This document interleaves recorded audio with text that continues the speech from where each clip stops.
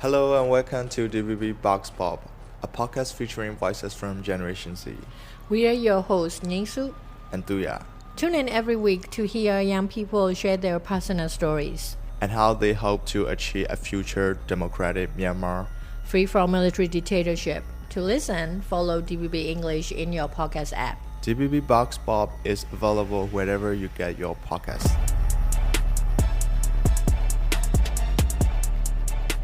Hello, this is Duya. Welcome back to DVB Box Pop. For this week's episode, I'm here with August, a Burmese student who is studying in Chiang Mai University. Hi August, welcome to DVB Box Pop. Hi, Gudura. I'm August. It's nice to meet you. Yeah. Could you please introduce about yourself briefly? So as you mentioned, I'm August. I am studying in Chiang Mai University. And yeah, I'm a Burmese. So August, I know this is really difficult for a Burmese who wants to study abroad. So how did you manage to do it? So studying abroad became one of my dreams because I believe that education is the key to change, for my personal change and also for the community that I would love to work on.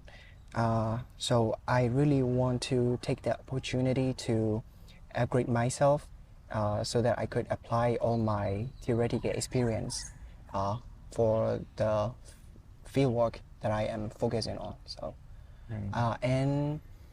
yeah, it was really difficult because I am from the underprivileged background, and my family cannot support me to study abroad, and I had to find my way to receive some partial scholarships from some organizations, and then I came here to study. What's your specialization in Chiang Mai University? There are over, I think, 10 faculties that offer international undergraduate degrees, and I am studying at the Faculty of Social Science in Department of Social Science and Sustainable Development. So what makes you study about social science? I used to have a social science theory knowledge in my pre-college in Myanmar, and I find it very interesting because it somehow relates to the community work that I am working on. You could also link social science theory to your daily life and also to your working life. This is why I choose to study social science. Okay, August. Right now, as far as I know, there's a lot of Burmese students who are studying in Chiang Mai University. What's the difference between student life in Thailand and student life in Myanmar? It's quite different because in Thailand we could have all the facility that students should get, students should occupy, but in Myanmar we can't. The classroom equipment, classroom facilities. So in here we have projectors and we have computers that we can work for our assignments and presentations. But in Myanmar we cannot have such kind of facilities. And also the agents, agents means the professors. They are highly qualified. They graduated from the Western countries and have been doing a lot of great research, and I am really proud to learn from these professors. That's one of the different thing. And also in Thailand we could get all the resources. So in Chiang Mai University we have a big library and we can access more than 90% of the academic resources from our online library. Maybe because of my limited knowledge, I don't think I can find such kind of library in Myanmar. Yeah. Did Burmese students, including yourself, face any kind of difficulty to study here? Yeah, of course, a lot. Because the first thing is about the admission. So in Myanmar, we don't need to go with many process, but in Chiang Mai University, we have to apply for our application through the website, and then that website is not really a user-friendly, and for me it's really complicated because I'm not a tech guy, so I had to ask for help from my friends. Once you got admitted to the faculty or to the program that you have to enroll, it's more complicated again. So you have to activate your student account, and then you have to activate your student ID, and many more. And then you have to enroll your courses. Although it's very interesting, but sometimes it's very annoying to deal with such things. You mentioned those difficulties. So, like when you apply to university, like did you get any help from the Thai student? Yeah, I got so much help from the senior Thai students. They are really helpful and supportive from, especially from our faculty. They are very welcome to Myanmar students and also international students. But on the other hand, there are still bad attitudes toward Myanmar people as from the side of Thai people. So very recently, there were two discrimination cases happened around CMU area. One of those were discriminating the student while buying the university uniform. In that case, he's one of my friends, and he just came into that shop, and at first they were dealing in English with the shop owner, and after that he found out that there is one Burmese girl working in that shop, and then they started communicating in Burmese. Once the shop owner realized that they were speaking in Burmese, her manner and attitude just suddenly changed. Like, I don't remember very well, but as I heard from my friend, what she said was, I cannot buy any uniform to Burmese students because you are illegal aliens sneaking into Thailand, and if a Burmese got a student uniform, he or she will sneak into the university and will do criminal things. So that is really awful to hear, and I do believe that this is very big discrimination and a racism that should not be happen around CMU compound. Wow, this is really shocking. For this kind of discrimination, like, is there any organization or maybe student unions who are willing to help the students, especially the Burmese students? Is there any kind of organization or student union like that? So there is one organization which is a Thai-led organization. They are really supportive and they care a lot about Myanmar people, but I cannot name that organization because of the security concern. Yes. And about the student union, so there is no Myanmar Student Union or Myanmar Student Association in Chiang Mai University, and we are thinking to have one.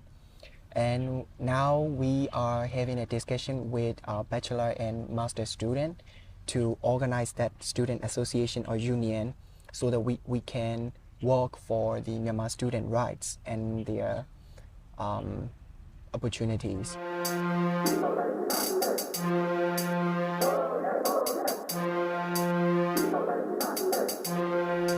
Now you're studying in Chiang Mai University, so what makes you decide to study here? I mean, there's a lot of university around Thailand, so maybe Bangkok or other places. So as an international student, I do really care about the ranking. We have to pay a lot of money.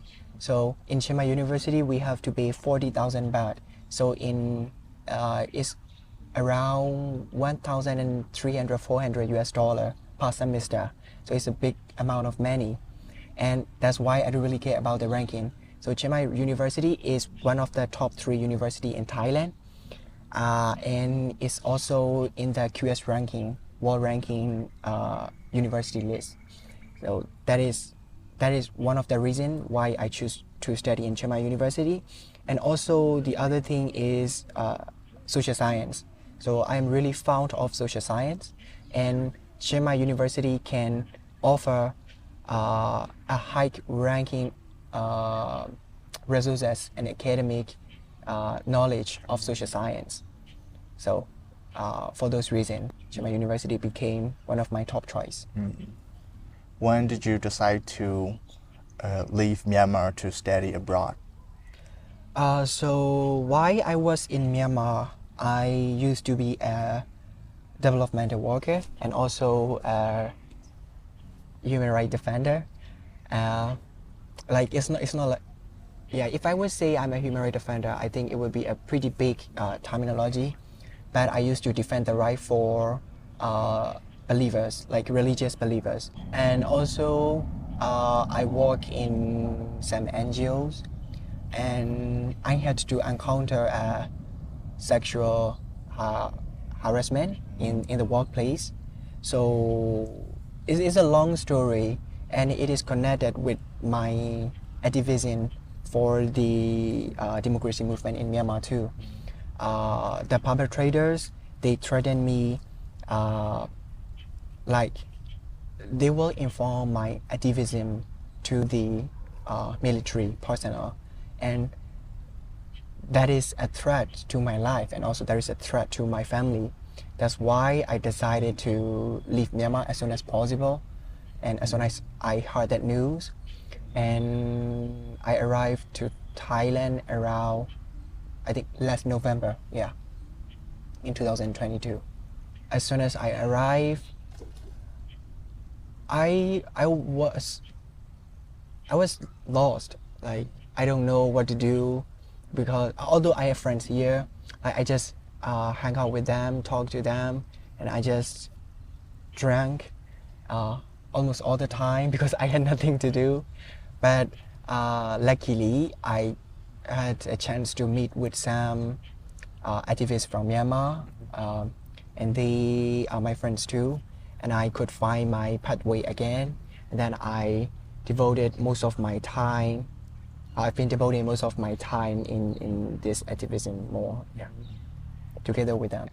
When the coup happened, what kind of changes happened to your life? So at that time, when the coup happened, I was at a pre-college, and I participated in a peaceful protest, and I got kicked out from my school because I participated in the political movement. Although in that school we have to learn political things, political studies. I think it's after the first week of COVID in Myanmar. So the school were about to open, the university were about to open again. But I didn't join the university because I believe that being a CDM student is more proudful, and this is the way I should stop running their bureaucratic system under the military regime. So, and also I had a lot of beefs, like problems with my family too, because my family, they are very conservative and they don't really want me involved, get involved in the political movements. But almost all the time I directly engage in political activities. So I even got domestic violence, and then I was grounded in house for like a month. Yeah, those were the changes, not a big changes, but like minor changes in my life. Yeah, I'm really sorry to hear that. Like, I know most of the parents, especially in Myanmar, they scare their children will like how do I say, injure or killed by the military in the protest. Yeah, I believe so, because in their time in 1988, they have seen a lot of brutalities that have been conducted by the military. So maybe because of that, they don't want me to be involved in that. But I cannot do so, because if we shut up, not speaking out about the truth, there's a saying, if you don't care about the truth, the injustice will come to your house, well, not your house. Maybe my interpretation would be mistaken, but I believe so.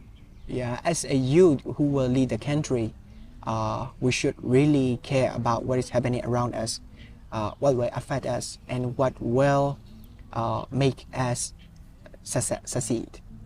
What kind of activities you're doing now for the Burmese student-related issues? So I am a youth empowerment and human rights enthusiast.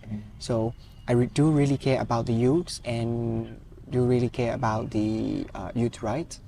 Currently, we, as I have mentioned before, we are in the process of organizing a student organization for Burmese students. And another thing is we are now connecting to the MIT Alliance and also other international solidarity group to work together on Myanmar issues. We are about to kick off a campaign which is named Border. It means in friends, like border is a slang in Myanmar and it means friend. And we are going to raise the awareness for both sides, Thai and Myanmar. So for Myanmar, we should learn how to engage with them properly, appropriately, and for Thai side, we should let them know how they should see us. Like we are not the illegal human beings. As a saying, no human is illegal. So we are all legal, and we are human, and we should be treated as we are. We will kick off with the campaign, and then we hope most of our friends will join us, and also most of our alliance too. What do you think about the perspective of the Thai student to Myanmar Issues. Yeah, Myanmar issues. It's very controversial to talk about this. There are a lot of student activists in Chiang Mai University, like Thai student activists. They have some fundamental knowledge about the Myanmar coup and our movement, and they are very willing to help us because they are also revolting the dictatorship, capitalism, and the monarchy in their country. They always help in most of our activities in terms of financially and also in terms of human resources. They always help us. They don't access to the information about Myanmar. So a lot of people ask me, what is happening in Myanmar? And I always answer them, don't you read the news? And all my Thai friends says we're not accessible to the news because there is no media coverage in Thailand. And also I got asked from other international friends like ASEAN friends and also my friends from the US. They always ask me why we don't see any news about Myanmar. I find out that there is no media coverage in their country writing the news about Myanmar and the massacre in Myanmar. But sometimes in their TV news and also on their Facebook, they see some posts stating that around 200 villagers are reportedly being killed by the military airstrike. So that what they see is just a number. What they don't always see what is always happening here. So that's really, I feel like really sad. And that is also one thing what we should care to spread our news to our friends in our neighboring countries and also around the world. In terms of international help, it's not only about the funding and the statements from big organizations. It's sometimes we need an encouraging words or motivating words from our international friends. But we get those very rare. So I think we should also focus on that issue for our international friends to engage with us. And we should also go talk to them. We should also spread our voices. We should be whistleblowers for our own cases. Yeah. Yeah, that would be really great for the people of Myanmar because like now, I mean not now, like every day in Myanmar, the peoples are running from the conflict between people, defense forces, and military, and also sometimes the military is keep bombing the villages, banning the houses, like killing everyone they see. That would be really great if the people of Myanmar get their international support. I once consulted to some of the organizations to have a university tour in ASEAN countries. So we will go to the university in the ASEAN region, and then we will bring all the resources, especially the media, because that is the only way that we can spread our voices.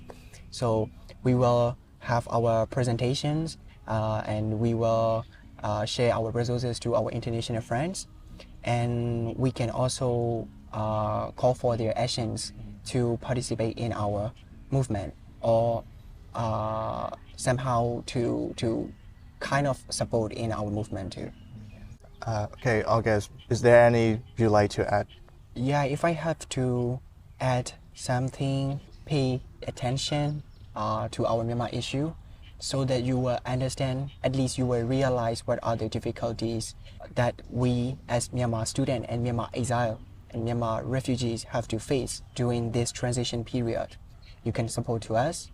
We don't expect much, but we really need your help and support to move forward to our democracy pathway. So I would like to ask to all of our friends and all of our audience to pay attention and to support in any way you can. Yeah, thank you so much for your time. Yeah, thank you, you too. Democracy yashi ye do ye Democracy yashi ye